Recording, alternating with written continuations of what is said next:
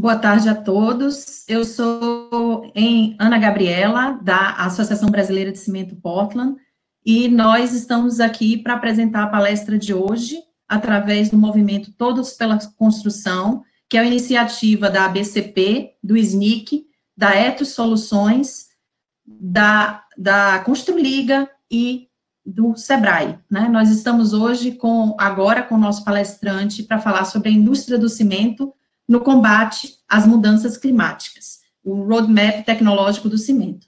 E para a gente começar a nossa apresentação de hoje, eu vou convidar o nosso palestrante, que é o Gonzalo Vizedo, né? Gonzalo, ele é ecólogo, formado pela Universidade Estadual Paulista, Unesp, com pós-graduação em Gestão Ambiental na Fundação Getúlio Vargas e coordenador de Meio Ambiente do Sindicato Nacional da Indústria de Cimento, SNIC. Ele atua há mais de 15 anos em questões relacionadas à sustentabilidade da indústria, com ênfase em mudanças climáticas e emissões de CO2, mineração, matérias-primas e combustíveis alternativos. E ele foi o coordenador geral do Roadmap Tecnológico do Cimento, que é uma parceria da indústria do cimento com algumas agências, como a IEA, a IFC, né? E para moderar no final da apresentação do Gonzalo, nós vamos ter meu colega da ABCP, o geólogo Marcelo Pecchio, que foi também um dos participantes do Roadmap da Indústria de Cimento, a pessoa mais adequada para estar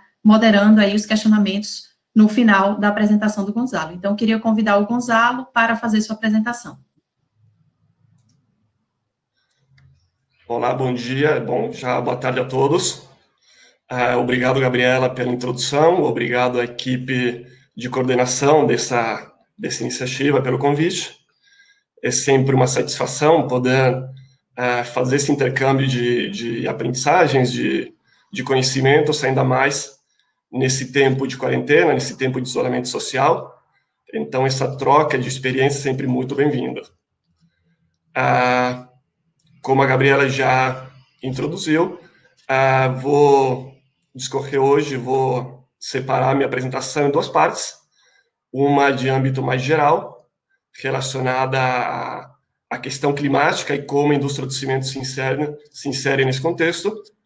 E uma segunda parte já mais específica, olhando para ações de longo prazo, ações de futuro, já entrando no âmbito do nosso projeto Roadmap Tecnológico do Cimento. Esse projeto é um dos mais emblemáticos da indústria do cimento dos últimos anos e certamente o mais ambicioso dentro da indústria nacional como um todo.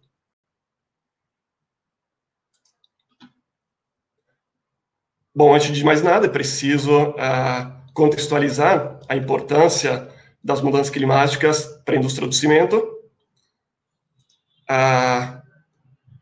E, em primeiro lugar, é fundamental a gente observar que o setor industrial, a indústria do cimento como um todo, ela tem importância, ela dá importância fundamental a essa agenda climática pelo fato dela ser o segundo maior emissor industrial no mundo e também no Brasil, logo atrás da indústria siderúrgica apenas, e algumas projeções indicam que o cimento será o principal emissor de carbono da indústria nos próximos anos.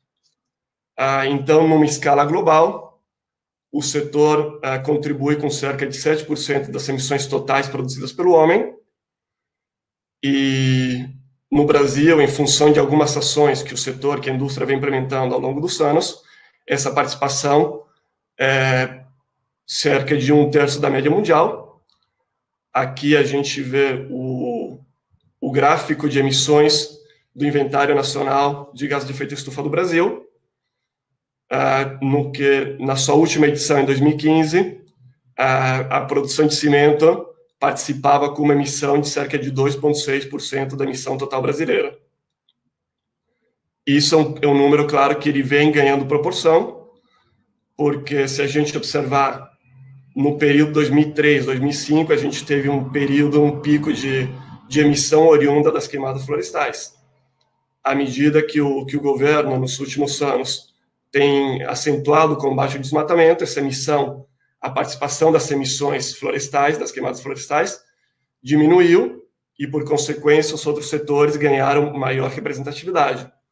Se a gente observasse os dados de 2004 a 2005, a participação da indústria do cimento era de cerca de 1,5%, e hoje ela ganha mais relevância na ordem de 2,6%, claro que mesmo assim muito abaixo da média mundial.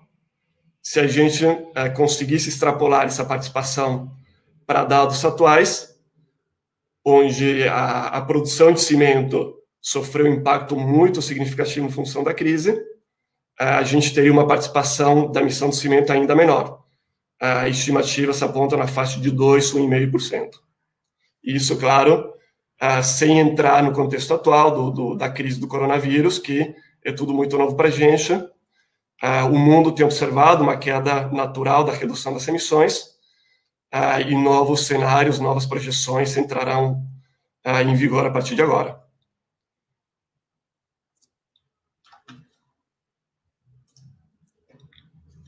Bom, para a gente entender como é que se dão as emissões de CO2 dentro do processo produtivo do cimento, aqui a gente tem um esquema resumindo o seu processo produtivo, que é basicamente a extração das matérias-primas, calcário e argila, a sua transformação química em clinker, posteriormente a moagem desse material e misturado a outras adições que compõem o cimento que hoje a gente conhece.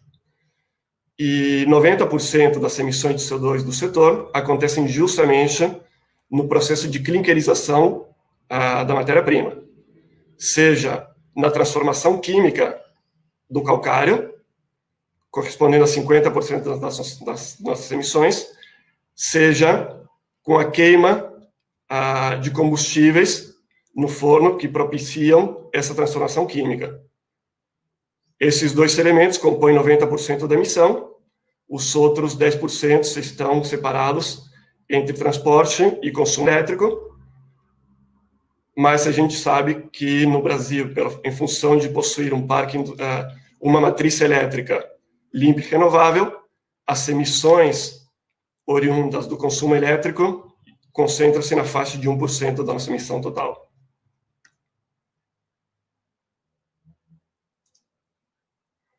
Bom, e quando falamos especificamente no combate às mudanças climáticas e redução da nossa pegada de carbono, existem três principais alternativas, três principais pilares que respondem pela maior parte da nossa redução de emissões, que são as adições ao cimento. À medida que a gente consegue produzir mais cimento com menores teores de clinker, entendendo que o clinker é responsável por 90% da nossa emissão, a gente consegue entregar um produto, entregar um cimento com menor intensidade de carbono. Então, produzir mais cimento com menos clinker. Na sequência, produzir esse clinker com menor consumo de energia, através de medidas de eficiência energética, de redução do consumo térmico e elétrico. E produzir essa energia utilizando combustíveis alternativos de menor intensidade de carbono, combustíveis em substituição a combustíveis fósseis não renováveis, hoje majoritariamente o coque de petróleo.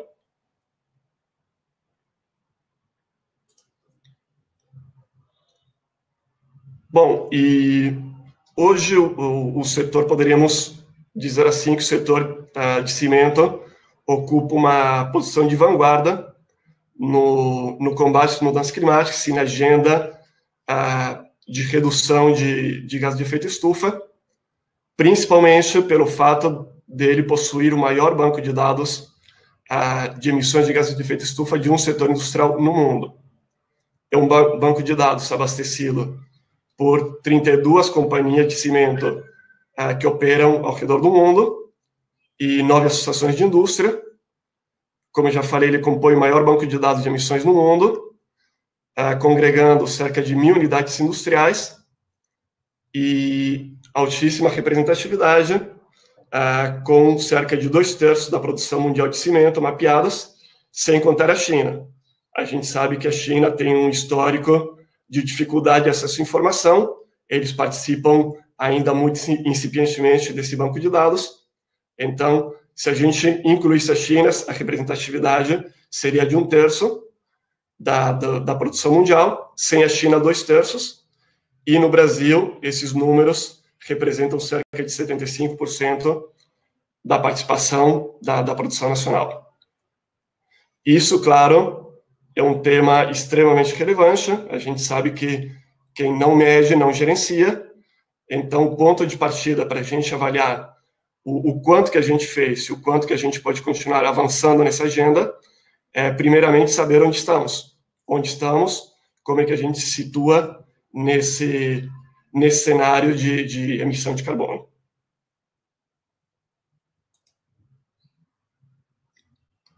Bom, e esse banco de dados, ele permite uma série de indicadores, não somente de CO2, mas ele levanta os caminhos que levam a uma maior ou menor intensidade de carbono. E aqui, nesse primeiro gráfico, a gente consegue extrair desse banco de dados indicadores de consumo energético, aqui especificamente consumo térmico das fábricas de cimento, em megajoules por tonelada de clinker, e vemos aqui no extremo, naqueles que hoje estão pior colocados no ranking mundial, a comunidade dos Estados Independentes, América do Norte, África e Europa, e no outro extremo, o bloco asiático, liderados pela Índia, pela China, Japão e Ásia como um todo, Oceania, e na sequência o Brasil, muito bem colocado, logo atrás desse bloco asiático, em termos de menor consumo energético por clinker produzido. Isso, logicamente, em função, o Brasil teve uma expansão do seu parque produtivo muito significativa nos últimos anos, nos últimos 10, 15 anos. Isso faz com que a nossa indústria nacional opere com elevados índices de eficiência e utilizando melhores tecnologias disponíveis. Uma segunda informação que conseguimos extrair desse banco de dados é a utilização de adições para a produção de cimento em substituição ao clinker. E aqui nesse gráfico vemos o Brasil já melhor colocado, ocupando uma segunda posição, logo atrás do bloco sul-americano como um todo, na utilização de maiores percentuais de adições em substituição ao clinker. Isso faz toda uma diferença, a gente vai ver logo a mais, no comportamento do Brasil em suas emissões, sua intensidade de carbono. Um terceiro gráfico que observamos aqui é a utilização de combustíveis alternativos em termos de taxa de substituição térmica de combustíveis alternativos por substituindo combustíveis fósseis não renováveis. Aqui vemos a Europa ocupando uma posição de vanguarda e o Brasil logo atrás dela. Claro que se a gente abrisse esse bloco europeu por país, teríamos uma gama de países que estão muito acima do Brasil. Este aqui, de fato, é um horizonte a perseguir pela indústria nacional, em termos de substituição de combustíveis fósseis. E, num tom mais escuro, a gente vê a utilização de resíduos, através do coprocessamento, e, num tom mais claro, a utilização de biomassas. Se o Brasil está relativamente bem posicionado pela utilização de biomassas, temos um grande horizonte a explorar no que diz respeito aos combustíveis oriundos de resíduos através do coprocessamento. O Brasil hoje tem uma taxa de substituição por combustíveis alternativos na faixa de 15% a 18%, enquanto a média europeia encontra-se em torno de 35%, 40%, e a gente tem exemplos de países como a Alemanha e Áustria, que alcançam valores da ordem de 60% a 70% de substituição de utilização de combustíveis alternativos. Bom, e por fim, a junção desses três cenários se traduz nesse gráfico de emissões de CO2, emissão específica, a intensidade de carbono do setor, onde vemos o Brasil ocupando uma segunda posição, junto com o bloco sul-americano como um todo, como aquele que tem a menor intensidade de carbono por tonelada de cimento produzida. E esses valores desde o início da contabilização das emissões pelo setor, em 1990, quando o país emitia cerca de 700 kg de CO2 por tonelada de cimento, e a média mundial girava em torno de 750, até alcançar valores atuais, onde temos o Brasil emitindo valores da ordem de 560, 565 kg de CO2 por tonelada de cimento, e a média mundial numa faixa de 633.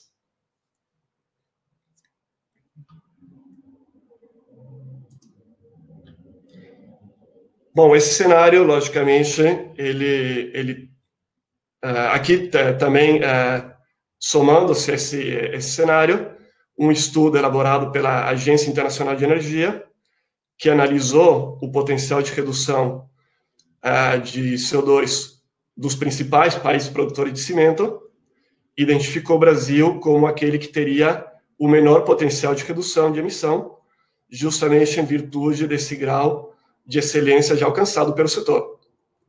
É um estudo de 2009, muita coisa aconteceu de lá para cá, mas ele, de certa forma, traz esse desafio para a indústria do cimento nacional, que é quanto mais próximo você se situa do limite operacional, do limite de excelência, maior é o teu desafio em termos de alcançar, de buscar novas oportunidades. Aqui a gente tem o Brasil no meio do gráfico, ocupando uma posição de destaque tanto em termos absolutos, emissão absoluta de CO2, quanto em termos relativos, emissão específica de CO2 por tonelada de cimento. Em ambos, ele teria o menor potencial de redução.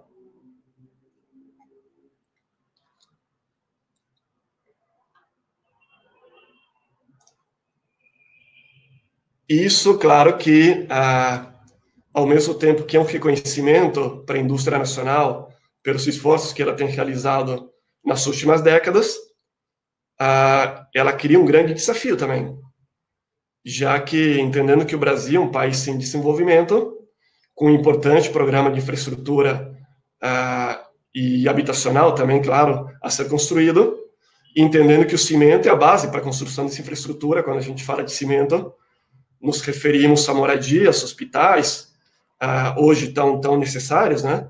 Escolas, portos, aeroportos, estradas hidrelétricas, entre tantos outros. Então, o grande desafio do setor é atender essa demanda crescente por cimento, atender essa necessidade de construção de infraestrutura deficitária, buscando formas de reduzir, de ampliar ainda mais os seus esforços para mitigar a sua pegada de carbono, para reduzir suas emissões de CO2. E, bom, dentro desse contexto, claro que nasce a ideia de construir um roadmap tecnológico que seja um norteador, que seja um guia não somente de nos colocar, de situar onde estamos hoje, que está aí, é uma informação que já sabemos, mas principalmente nos indicar o caminho de como chegar para uma economia de baixo carbono, como construir essa mudança tecnológica rumo a uma economia de baixo carbono, pensando em reduzir ainda mais nossa pegada carbônica. Bom, isso que seria especificamente um roadmap tecnológico. A própria Agência Internacional de Energia, ela trabalha com esse tipo de cenários desde 2009, e aqui a gente vê uma série de projetos dessa natureza, que, como vocês podem ver, não se limitam a setores industriais, não se limitam a cimento. Temos exemplos de fontes de biomassas, energias hidrelétricas, fontes eólicas, energias solares. Temos aqui no canto inferior esquerdo uma primeira iniciativa do setor industrial, que foi o roadmap tecnológico do cimento em âmbito global. Como eu mencionei, foi a primeira iniciativa dentro de um setor industrial específico no mundo. Posteriormente, em 2013, a indústria do cimento da Índia lança um roadmap específico para a indústria local. A partir de 2014, 2015, o Brasil começa a trabalhar no seu roadmap de cimento específico. A China se mostra interessada também, é um projeto que ele tem muita importância, principalmente para países em desenvolvimento, que serão o grande centro da produção mundial de cimento, haverá uma migração natural, já existe uma migração natural da produção para esses locais. Então, claro que existe uma preocupação importante de como esses países, esses blocos, irão se comportar em termos de pegada de carbono. Claro que informação deficitária da China, em termos de banco de dados, não permitiu a elaboração de um documento dessa natureza. Em 2012, tivemos um exemplo aplicado para o Brasil também, em termos de um roadmap sobre hidroeletricidade, uma parceria da Agência Internacional de Energia com o Ministério de Minas e Energia.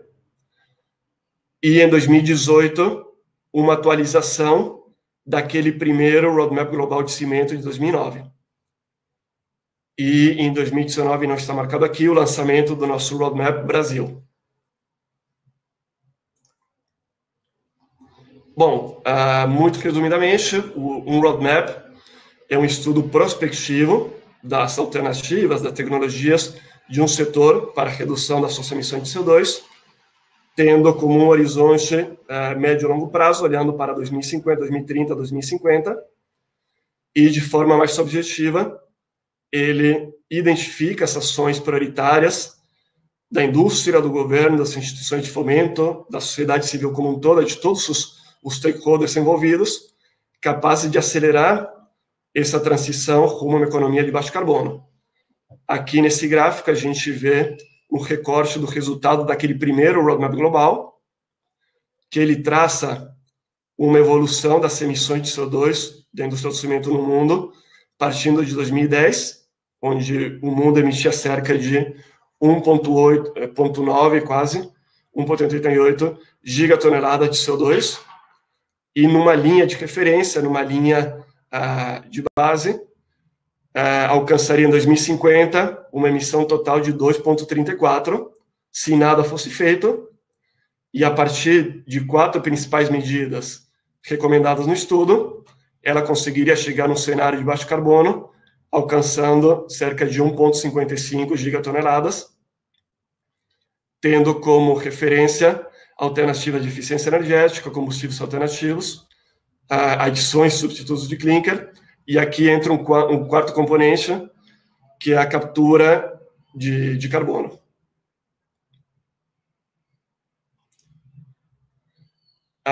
Já entrando especificamente no roadmap brasileiro, ele foi um projeto que teve uma série de atores envolvidos, uma série de parceiros, coordenados pelo SNIC ABCP, pelo Sindicato Nacional da Indústria do Cimento, a Associação Brasileira de Cimento Portland, como coordenação geral, a coordenação técnica do ex-ministro e cientista e decano da USP, José Goldenberg, parceiros internacionais, o Conselho Empresarial Mundial de Desenvolvimento Sustentável, a Agência Internacional de Energia e a Corporação Financeira Internacional do Banco Mundial. Teve como participantes nacionais essas 6 empresas produtoras, que representam cerca de 80% da produção nacional, ou seja, a gente está contando com uma base de dados, uma representatividade nacional muito significativa, o que foi todo um desafio para o setor. Outros estudos compunham uma base de 60%, 70%, a gente conseguiu ampliar essa base para cerca de 80% da nossa produção. E o projeto esteve apoiado em 5 principais pilares de construção. Partindo aqui no canto inferior esquerdo da coleta de dados, por parte da indústria, como já citei, uma base de dados extremamente representativa, cerca de 80% do Parque Nacional, envolvido nesse mapeamento, nesse estudo, informações coletadas planta a planta, números auditados por terceira parte independente, dando isonomia, essa informação dando maior credibilidade. Por parte da academia, a elaboração de 5 principais papers técnicos, que contaram com o envolvimento de 25 especialistas das principais universidades e centros de pesquisa do país, que mapearam cerca de 40 alternativas de redução de emissões do setor. Foram compilados em 6 relatórios técnicos e discutidos e validados através de 3 workshops que contaram entre indústria e academia, com cerca de 100 especialistas. Em termos de modelagem e de projeção de CO2, ele foi estruturado, foi apoiado no modelo global de emissões da própria Agência Internacional de Energia. Ela detém um modelo global que não é restrito à indústria do cimento, mas de todos os setores da economia de cada um dos países do mundo. Então, é um modelo extremamente robusto, e a partir da nossa interação com eles conseguiram calibrar a participação, as necessidades do Brasil no atendimento aos compromissos globais de redução, e dentro do Brasil, a necessidade e as possibilidades de contribuição da indústria do cimento nacional. Então, foi um exercício que levou cerca de 6 meses de duração para integrar todas as etapas de calibração, ajuste, crítica e aperfeiçoamento das informações. O quarto ingrediente, um processo de ampla consulta a todos os parceiros envolvidos, e aqui me refiro aos parceiros da própria Agência Internacional de Energia, do Conselho Empresarial Mundial de Desenvolvimento Sustentável, do Banco Mundial, através do IFC, da indústria e da própria academia, um time que caracterizou cerca de 200 especialistas, e, logicamente, ampliar essa discussão, não apenas para a academia e para a indústria, mas já congregando outros atores que têm importância fundamental, principalmente na aplicação, na operacionalização dessas medidas, que são os órgãos de governo, através de medidas de políticas públicas, e instituições de fomento. Também essas discussões, esses 2 stakeholders integrados a partir da realização de 2 principais workshops.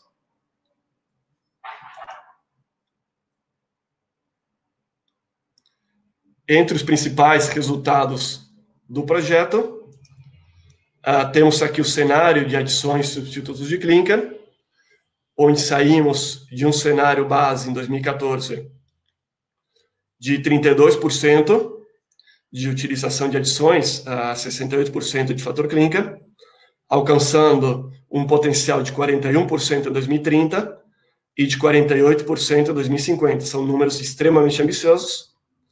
Aqui, olhando principalmente para uma maior utilização de subprodutos minerais e de outras atividades, como filler calcário, escórias siderúrgicas e cinzas volantes, criando diferentes tipos de cimento e conferindo para cada um deles diferentes propriedades e usos específicos.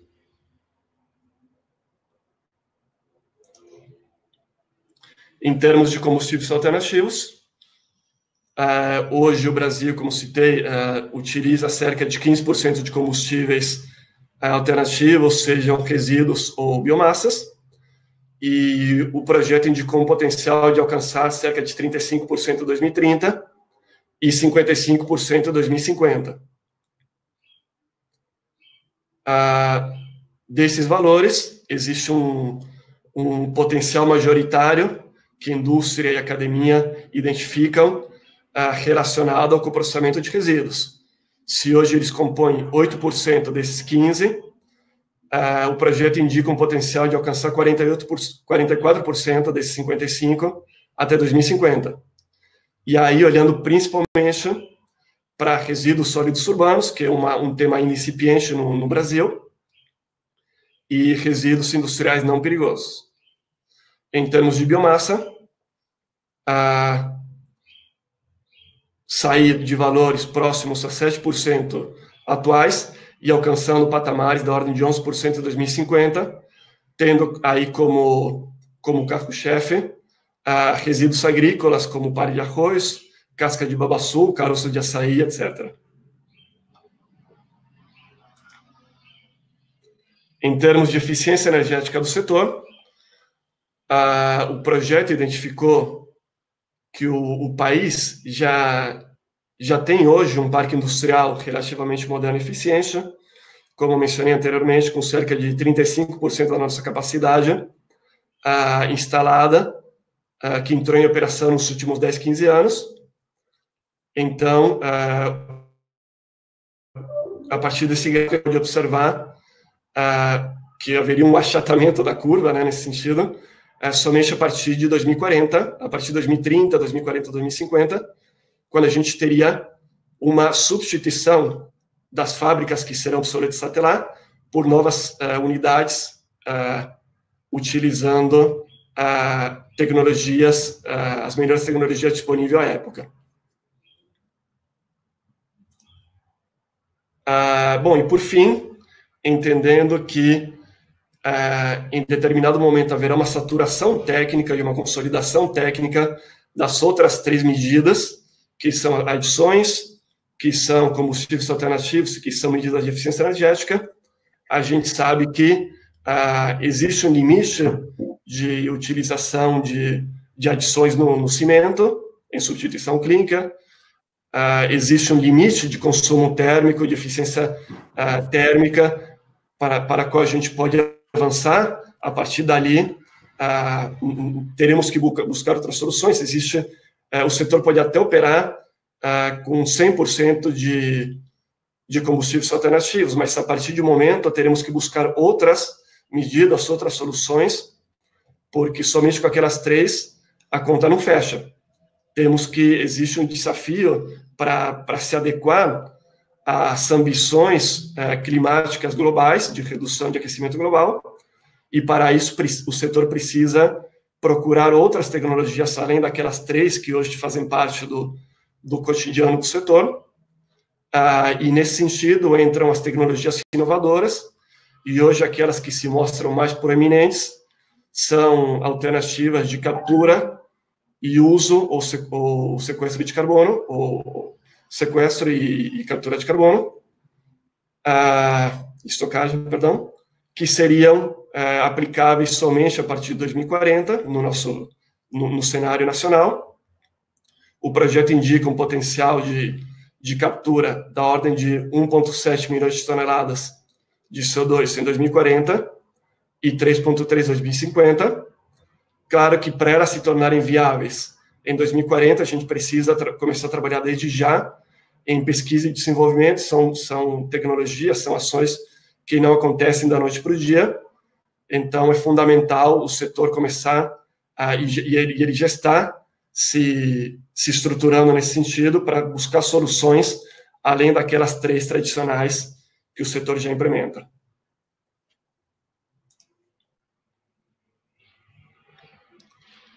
Bom, em termos de redução de CO2, o projeto conseguiu mapear aqui, conseguiu simular uma projeção das emissões da indústria do cimento nacional ao longo das décadas, saindo de 40 milhões de toneladas de CO2 emitido em 2014 pela indústria do cimento nacional e alcançando um potencial da ordem de 65, 66 milhões em 2050.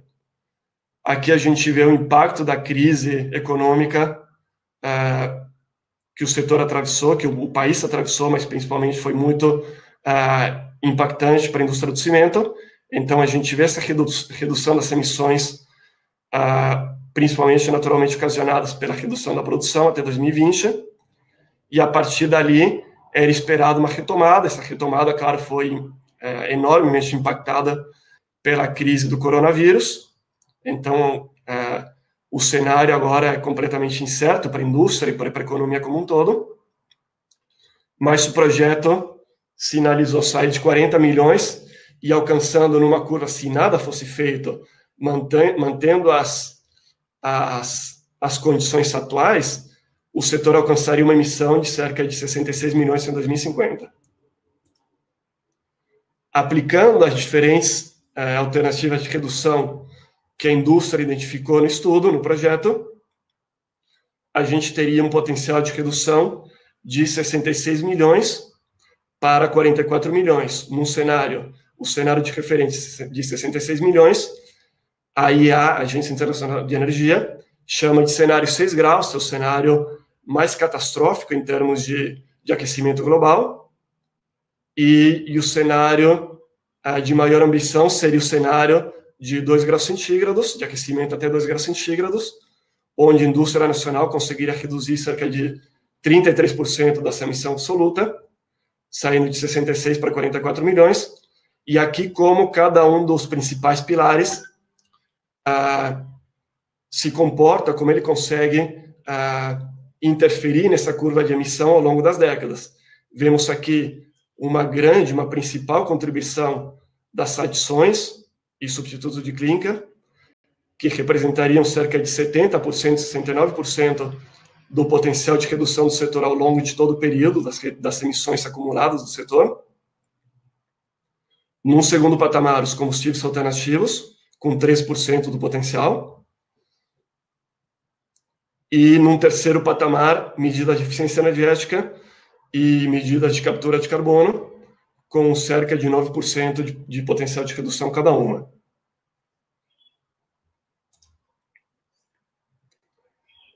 Então, a gente está, de certa forma, sinalizando praticamente uma manutenção das emissões totais do setor, saindo de 40 milhões em 2014 e se mantendo nessa faixa de 40, 44 milhões em 2050, seria um aumento de 10% apenas, num cenário onde a gente estaria aumentando nossa produção em cerca de 65%, de 2014 para 2050. Se a gente pegasse como ponto de referência 2020 a 2050, a gente estaria falando de dobrar nossa produção.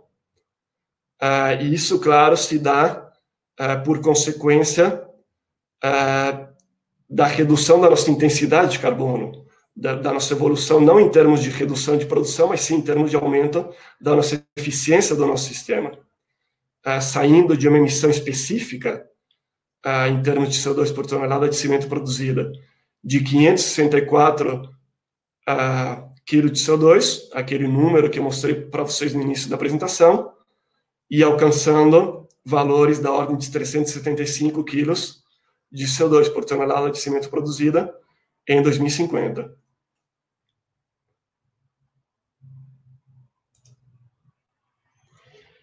Bom, e claro que o que eu mostrei para vocês até agora é uma visão estritamente técnica, uma visão compartilhada pela indústria, com a academia e com os principais atores internacionais, a Agência Internacional de Energia e o Banco Mundial, mas, claro, para ela se concretizar, para ela se realizar, para esses cenários saírem do papel e entrarem no campo objetivo, é fundamental o envolvimento de todos os stakeholders da cadeia. E aqui, claro que a gente se refere, entra na discussão que tipo de políticas públicas são necessárias para viabilizar esses cenários de redução apontados no projeto. Que tipo de instrumentos de fomento são fundamentais para acelerar essa transição do setor rumo a uma economia de baixo carbono. Então, o projeto ele conclui com a elaboração de uma lista de ações, da elaboração de um plano de ação dedicado a cada um dos principais stakeholders, claro, tendo como protagonista a própria indústria, mas aqui, o próprio relatório, a gente pode apontar inúmeras recomendações feitas para diferentes entidades de governo. Aqui a gente tem listado o Ministério de Meio Ambiente, Ministério das Minas e Energia, Ministério da Ciência e Tecnologia, Economia, os governos estaduais tendo um papel fundamental, agências ambientais, a academia como um todo, sempre em parceria com a indústria, buscando novas soluções inovadoras, novas alternativas de redução para o setor. Então, o trabalho e o recado aqui dessa apresentação é justamente da necessidade de integrar todos os atores da cadeia, entendendo que a solução não passa por envolver apenas um único setor, que justamente é aquele que está mais engajado, que é aquele que tem mostrado melhores resultados em termos de redução de emissões, mas incluir toda a cadeia e todos os atores envolvidos, de forma que eles consigam potencializar e nos ajudar a viabilizar aquelas soluções que a gente tem da fábrica para dentro. Bom, com isso, acho que consegui me ater aos 35, 40 minutos de apresentação. Agora, a gente abre para questionamentos. Coloco aqui todos os meus contatos, meus e-mails, se porventura faltar tempo para responder alguma questão específica ou surjam dúvidas adicionais, vocês podem me contatar no meu e-mail. O próprio projeto ele está disponível para download. Aqui a nossa foto, a nossa câmera está tampando um pouquinho os links, mas estão disponíveis tanto no site do SNIC quanto da BCP. Agora sim, Gabriela. Muito obrigado e passo a palavra a você. Eu queria agradecer ao Gonzalo pela apresentação, né, e de antemão já convidar o meu colega, né, da BCP, o Marcelo Peck, que também foi um dos coordenadores do Roadmap, que é a pessoa mais adequada para estar como moderador aqui nesse debate. Então, de antemão, obrigada ao Gonzalo e passo para a Peck a palavra. Boa tarde a todos. Eu agradeço muito o convite para moderar essa palestra do Gonzalo sobre o Roadmap, e acho que vamos começar com as perguntas, né? Uma das primeiras perguntas que eu acho que seria interessante você responder, Gonzalo, está relacionada aos cenários, principalmente aqueles... A gente sabe que o Roadmap foi desenhado para um cenário de 6, com um aumento da temperatura mundial de 6 ou 2 graus, mas a gente sabe que as discussões evoluíram e, nesse meio tempo, hoje em dia já se trabalha com um cenário de 1,5 grau, né? 1,5 grau apenas. Por que o Roadmap não levou isso em consideração? Ou o que houve? Por que a gente não entrou nesse cenário? Alô? Alô, oi. Legal. Sim. Bom, obrigado, Marcelo, pela pergunta, realmente uma ótima pergunta. De fato, o mundo hoje já não trabalha mais com cenários de 2 graus, mas ele ambiciona alcançar um limite de aquecimento de até 1,5 graus centígrados. O próprio Acordo de Paris já trabalha com essa possibilidade, com esse norte. A questão, o projeto começou a ser concebido, começou a ser desenhado em 2015. Naquela ocasião, o mundo ainda discutia qual seria a ambição mundial. A própria Agência Internacional de Energia já começava a inserir esse cenário de 1,5 dentro do seu modelo, mas ainda era um cenário extremamente experimental. Ela criava inúmeras incertezas, inúmeros desvios muito significativos. Então, houve um consenso por parte da própria agência com a indústria de trabalhar nesse cenário de 2 graus. Logicamente, o processo de construção de um roadmap é um processo dinâmico, ele é um exercício que ele naturalmente tem que ser revisado com certa periodicidade. Se a gente for imaginar o primeiro roadmap global, ele foi de 2009, 10 anos depois ele foi revisado e ele trouxe conclusões diferentes. Sem dúvida, numa atualização do nosso projeto, ele já integrará o cenário de 1,5. Talvez o mundo, em algum par de anos, discuta não mais 1,5, mas talvez 1. Então, sem dúvida, numa revisão desse projeto, ele já integrará, a própria IA já começa a trabalhar com esses cenários de alcançar de 1,5 grau. Haverão outras alternativas que serão integradas também, outras soluções que vão surgindo ao longo do tempo para, certamente, o setor alcançar esse grau de ambição. Uma outra questão que fica claro e que chama atenção no discorrer da sua apresentação é que o papel das adições ele é bastante grande, né? Ela se descola, ele é muito maior que todas as outras alternativas somadas, né? Eu queria que você explicasse um pouco por que o papel das adições é tão relevante assim, em detrimento das demais, né? Ou seja, como é que as adições contribuem para a redução e por que da sua tão grande relevância? Perfeito. Naquele gráfico que eu mostrei do primeiro resultado do trabalho global, cerca de 50%, um pouquinho mais de 50% do potencial de redução estava direcionado à captura de carbono. No desenvolvimento do nosso projeto Brasil, a indústria entendeu que a gente deveria focar majoritariamente nas soluções que já estão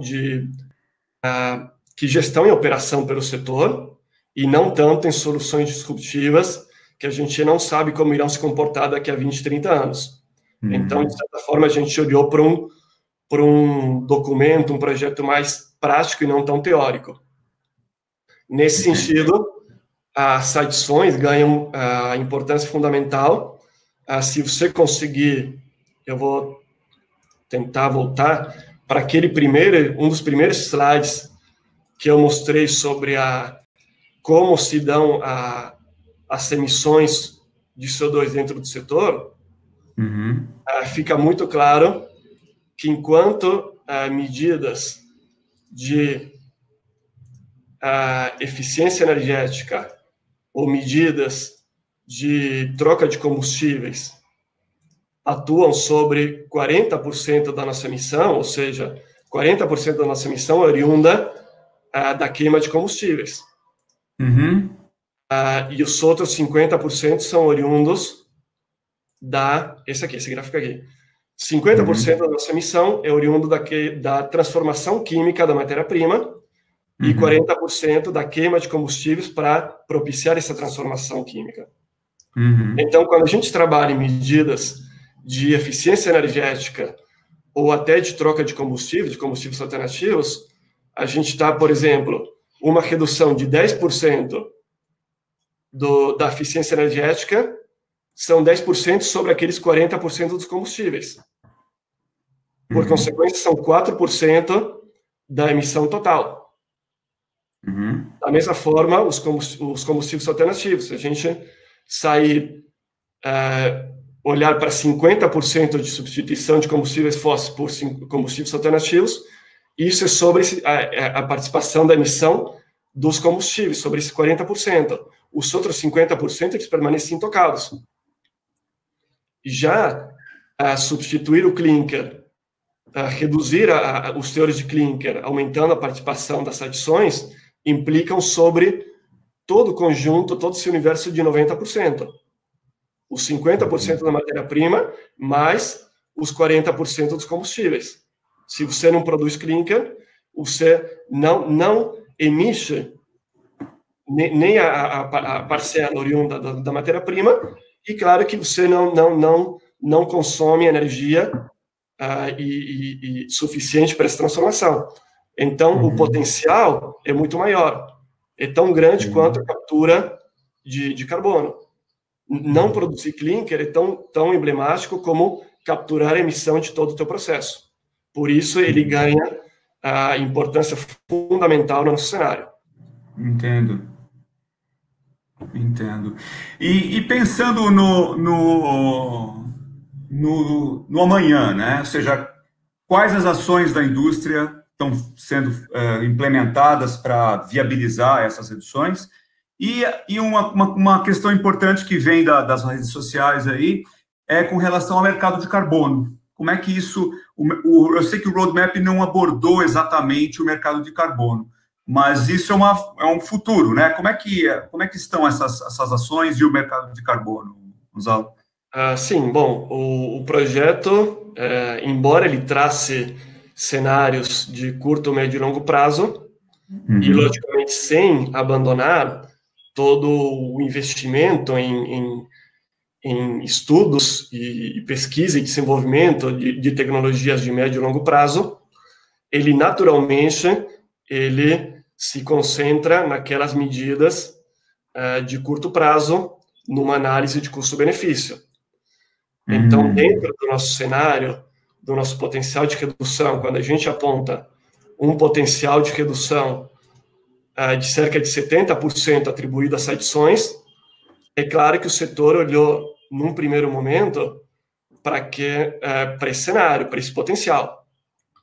E dentro do tema de adições, o grande gargalo observado pela indústria no cenário contemporâneo eram as normas de cimento.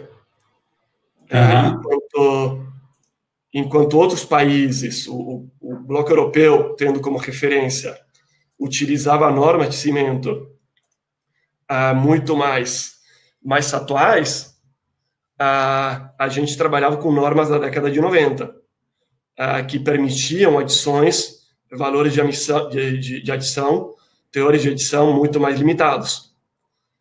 Então, claro que a indústria fez um esforço conjunto com a sociedade, com a academia, no intuito de atualizar essas normas, buscando cimentos mais verdes, cimentos mais ecológicos, cimentos com menores teores, com menor pegada de carbono, e um grande marco foi a revisão da norma de cimento, principalmente permitindo maiores teores de filler calcário. A gente partiu, em média, a norma permitiu a adição de cerca de 5% de valores adicionais de filler. Claro que aí varia de cimento para cimento, mas com isso, esse esforço foi feito concomitantemente à elaboração do projeto. Isso foi um marco até, porque isso demonstrou que a indústria não estava parada enquanto executava o seu projeto. À medida que ela sabia quais caminhos a ser seguidos, embora antes do lançamento do projeto, ela já começou a trabalhar nas diferentes áreas de atuação. E, em termos da norma de cimento,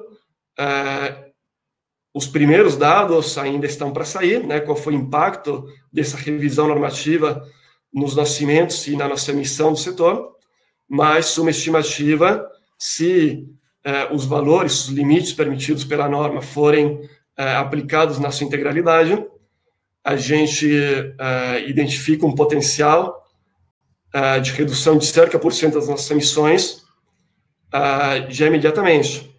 Ou seja, a gente estaria antecipando em 2020 metas, ambições propostas pelo projeto apenas em 2025. Isso somente olhando para a questão das adições. Concluída essa etapa, as adições passam aí a gente já começa a entrar em outros tipos de adições, de que forma a gente consegue avançar nessa substituição do clinker por cimentos já de caráter mais inovadores e ainda em escala de pesquisa, em escala laboratorial. E a agenda de combustíveis alternativos, ela ganha relevância, ela passa a ocupar já a agenda prioritária do setor nessa área. E claro, dentro da construção do fomento aos combustíveis alternativos, ganha extrema relevância a discussão do coprocessamento e a discussão de como ampliar os resíduos sólidos urbanos, que é uma tendência que já virou realidade na Europa e ainda no Brasil é muito incipiente. O setor está se estruturando muito fortemente para seguir esse modelo europeu de tentar, ao mesmo tempo que cria uma destinação ambientalmente segura aos resíduos sólidos urbanos, também contribui para a substituição dos combustíveis fósseis não renováveis. O mercado de carbono? Sim, com relação ao mercado de carbono, é um tema que o Brasil e a indústria do cimento está muito atenta. É um tema que, do qual a indústria, de forma alguma, poderá fugir. É um tema que veio para ficar. Se a gente olhar, todo ano o Banco Mundial lança um panorama, um mapa mundi dessa discussão ao redor do globo, e hoje cerca de 25% das emissões totais do mundo, elas estão inseridas dentro de uma plataforma de comércio ou taxação de carbono. Olhando para o âmbito regional, a gente já tem exemplos do México, da Colômbia, do Chile, mais recentemente a Argentina, que já instituem um mercado, uma plataforma de taxação ou comércio de carbono, de precificação de carbono. Então, um tema para o qual a indústria do cimento está extremamente atenta, é particularmente muito delicada essa questão e muito significativa para o nosso setor, porque é um setor que tem uma alta pegada de carbono, principalmente relacionada à nossa baixa margem de valor agregado. Então, como é que a gente insere uma precificação de carbono se a tonelada de alumínio é $1.000 a tonelada, se a tonelada de aço é $500 a tonelada, mas como é que a gente insere um preço de carbono, um setor cujo preço do produto é $100 a tonelada, ou até menos. Então, é barato que banana. O trabalho não entrou nesse ponto na sua primeira edição. Sem dúvida alguma, numa eventual autorização, ele já incorporará esse cenário, essa questão da precificação no nosso potencial de redução. Paralelamente, te digo que a indústria do cimento já está inserida num grupo de trabalho dentro do Ministério da Economia, que estuda a viabilidade da implementação de um mecanismo de precificação de carbono no Brasil, assim como foi feito em tantos outros países. É um estudo coordenado pelo Ministério da Economia, numa parceria com o Banco Mundial, e todos os principais setores industriais estão, em termos de emissão de carbono, estão inseridos nessa discussão, e o cimento tem uma cadeira cativa nesse grupo de discussão. Eu sei que existem mais algumas perguntas que nos foram feitas, mas acho que o nosso tempo está terminando, né, Gabriela? A Gabriela está aí já? Já voltei para encerrar nossa sala. Né? Eu queria, de antemão, agradecer ao Gonzalo, né, pela apresentação, agradecer ao Péquio como nosso moderador, nada como quem entende do tema, né, para moderar a apresentação. Convidar todos para a palestra do Daniel, amanhã, né, que vai falar sobre combustíveis alternativos para a indústria de cimento, amanhã às 9h30 da manhã, né, e eu queria que todos vissem que eu coloquei no chat o link do YouTube, né, essa palestra vai estar disponível, provavelmente a partir de amanhã, né, para todos no canal do YouTube, e agradecer, falando em nome de todos pela construção, né, em nome principalmente da ABCP, do INIC, da Etos Soluções, da Construliga e do Sebrae, e falar que nós teremos 100 conteúdos de 1 hora de aula disponíveis nas plataformas, LinkedIn, Facebook, Instagram, né, todos disponíveis, além da apresentação no YouTube. Então, agradecer a vocês por fazerem parte de todo esse processo. Obrigada, e vamos encerrar nossa sala, e amanhã a gente está presente de novo na palestra do Daniel. Ok, obrigado a todos, uma boa tarde. Obrigado, boa tarde. Obrigada, Gonzalo.